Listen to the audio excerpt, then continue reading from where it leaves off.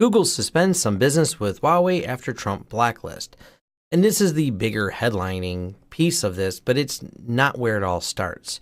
This is kind of an ancillary secondary effect where Google, who's been supplying, working with licensed versions of Android and the Android Play Store and related tools, is now restricted from doing that in the future with some of the Huawei phones and devices. Also, Intel, Qualcomm joining in Google and cutting off business with Huawei. And these are all kind of the spiraling effects based on an executive order banning the Huawei system. And also there are plenty of other articles like Huawei responds. And this is all fine and dandy, but this is more the political side of it. This is certainly going to be some of the fallout. But I want to talk about the more objective security side. I mean, politics are fun to talk about, but they often become, riddled with emotion and debate, and we don't know who's playing what side for what reason and what gains financially for doing this. But politics is politics, and that's not what I'm here to talk about. Let's talk about the actual cybersecurity of Huawei. And this is where things get a little bit bad, especially for Huawei. So secret Huawei enterprise router snoop backdoor was actually Telnet service size Vodafone. They thought they found a backdoor. Well, you don't need a backdoor when there's a ton of front doors open because your product is not well made. So this was actually found that they had a telnet. Why you would do debugging over telnet, I don't know, but they had a debugging interface apparently got left on. It essentially is like a backdoor, but it's more ineptitude than it is a security through obscurity or some type of potential backdoor. Essentially, Huawei is not a secure company. They're not mature in terms of the way they write software.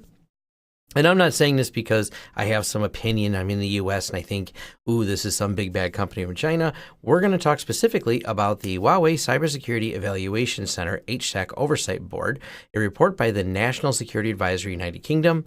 And we'll jump right into the summary, but I'll leave a link to all 46 pages so you can read them. This starts on page 27. But essentially, it's kind of damning when it explains why we see so many bugs with Huawei. Extensive non-adherence to basic secure coding practice, including Huawei's own internal standard, mandated since 2013, making vulnerabilities much more likely. The extent of this had reduced between versions, but remained a cause for concern. Extensive incorrect use of safe memory manipulation functions, extensive misuse of signed, unsigned typing and casting for different variable sizes. Not validating variables is, often key how these buffer overflows begin and exploits start. Poor management of software component imports, making supportability and lifecycle security very difficult. Inappropriate suppression of warnings from static analysis tools, potentially hiding vulnerabilities. Extensive use of inherently insecure and prohibited memory manipulation functions, and unmanageable build processes, including tool chains that are out of date. They're using old tools, poor testing, and poor sanitation of their variables and the code. Now, also in this report, they talk about using really old versions of Linux to compile this and not updating the tool sets, kind of related to the way the build process and the tool chain is. And a lot of this comes from not having a mature development team. Here in the US, we've been developing software much, much longer. So generally, good companies, there's always going to be exceptions, but generally you have a lot more mentors and people who may be helpful in bringing on like senior engineer levels. China does not have as mature of an ecosystem around this, so you have a bigger problem. Plus, the culture is different. The push to market first, get it out there first is, kind of embedded in their culture from everything I've understood or talked with people who work in that industry. And that does not necessarily mean security first. Now, I know there's U.S. companies that do this as well. It's not like it's isolated to just China, but let's talk about Huawei and the position they're in. Huawei makes a massive amount of commercial equipment, especially this is related greatly around the 5G. So you're talking about network and routing equipment, and this is a big thing that Huawei wants to bid on and become the infrastructure. And so I pulled up over here at the CVE details, and I'll leave a link to this as well. Lots of red here for all the different devices that are in there. Now, granted, some of this is across a lot of devices because they do make a lot. So statistically, I'm aware they're going to have more CVEs. But you shouldn't be having CVEs in stuff like your AR3200 series enterprise routers that have severe levels of 10. This is the Fusion Rack one. Where's the other one here? Routers that accepted just crafted packets here, the CVE 2016-6206.